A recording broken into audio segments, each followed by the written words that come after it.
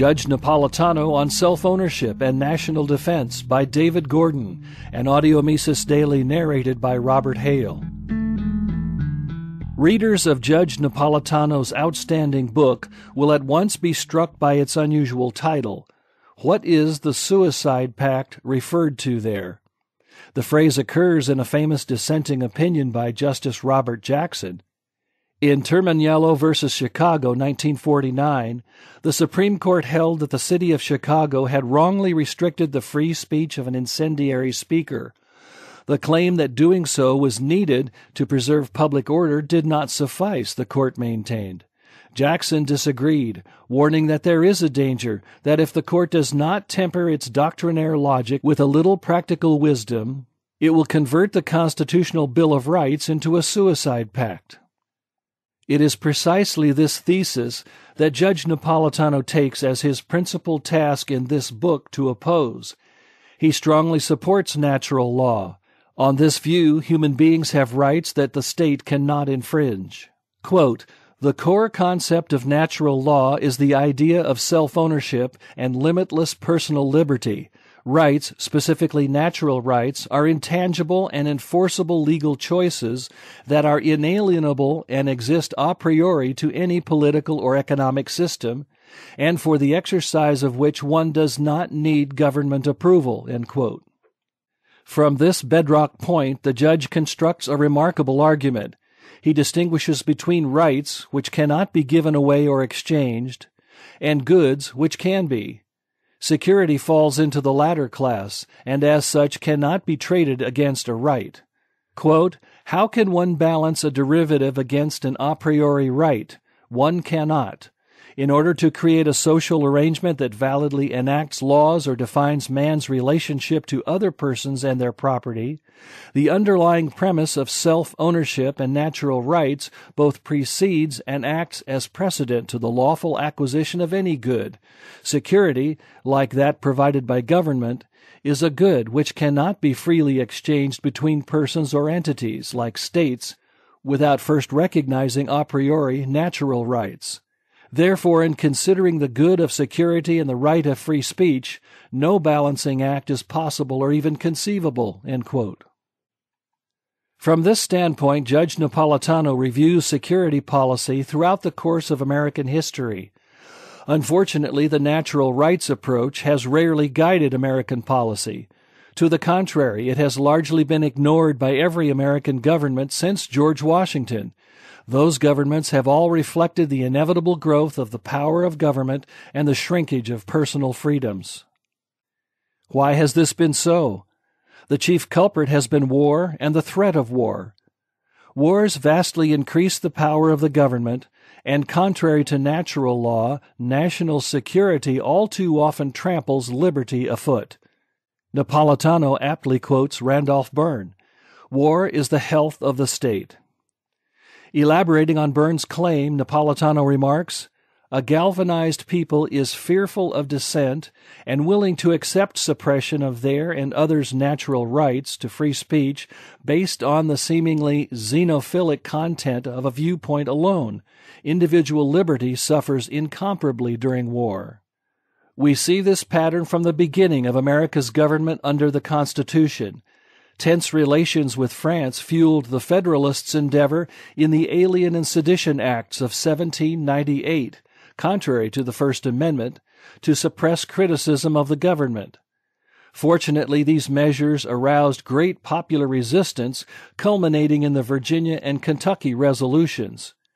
In this connection, Napolitano says of nullification, "In large part, the doctrine of nullification follows logically from the idea of consent of the governed. The states, by act of state legislature or convention, ratified the Constitution. The people did not do so as individuals. Nullification then seems to follow very logically."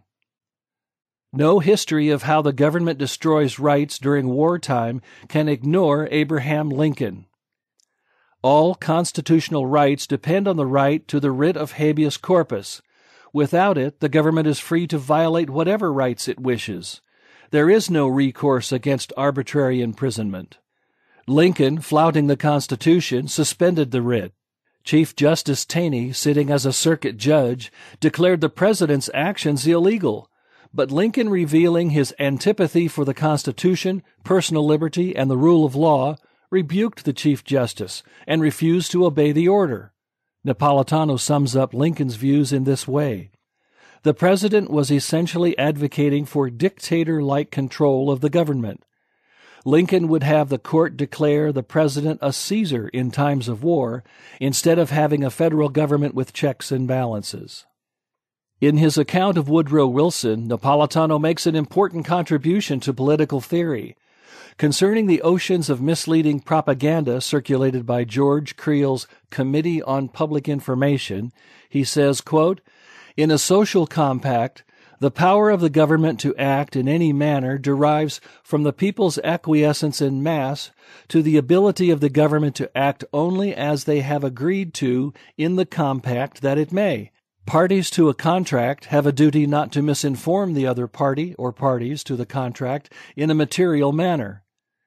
The people have ceded the power to make war to the government in this compact, but their representatives cannot do so under false pretenses and through falsehoods and remain faithful to the compact. That is fraud of the highest caliber." Wilson's misinformation justifying war with Germany and social conditioning of the people represent an unconscionable violation of the social compact, end quote. Suffice it to say that matters did not improve under Franklin Roosevelt.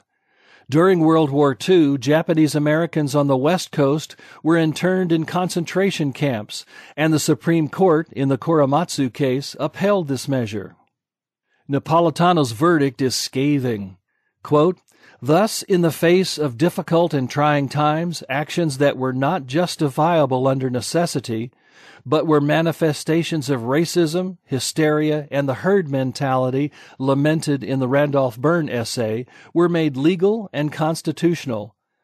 The counter-majoritarian branch, the court, charged with halting the majority encroachment on the civil and natural liberty of personal movement and use of property, had failed miserably in its delegated task," end quote. Justice Frank Murphy issued a vigorous dissent which would destroy his personal friendship with FDR. Napolitano's aims in the book go beyond historical inquiry. He wishes to combat the gross violations of liberty which have accompanied the War on Terror, and he devotes nearly half of the book to this endeavor. After the 9/11 attacks, the executive branch, through the use of the noble lie and the organs of state powers, would abjure liberties in the guise of fighting a war on terror, starting with our ostensible enemy, then moving on to personal vendetta and perpetual, aimless war. Napolitano justifies to the hilt this severe indictment. The NSA program of electronic eavesdropping, promulgated by George W. Bush, was the broadest known expansion of presidential spying powers in history. In its ceaseless effort to gather information useful to it, the Bush administration did not shrink from torture.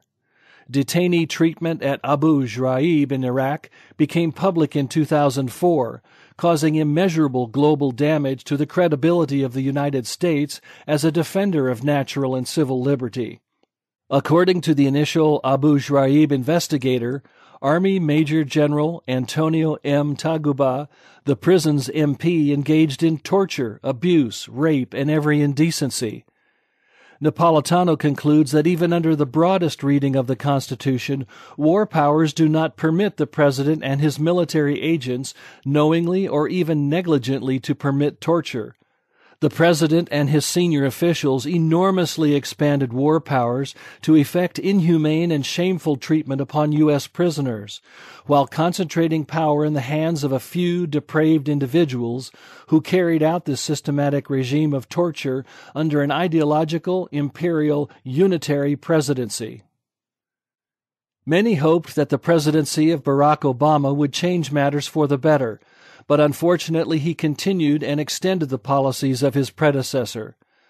The president has claimed a new and awesome power. President Obama claimed the unnatural and unconstitutional right to decide unilaterally which Americans shall die. Using his fleet of drones, Obama killed 4 U.S. citizens between 2011 and 2013. So far as programs that invade privacy are concerned, Napolitano mordantly inquires, does a president who murders care about privacy? Faced with this melancholy record, we must ask, is the cause of liberty hopeless?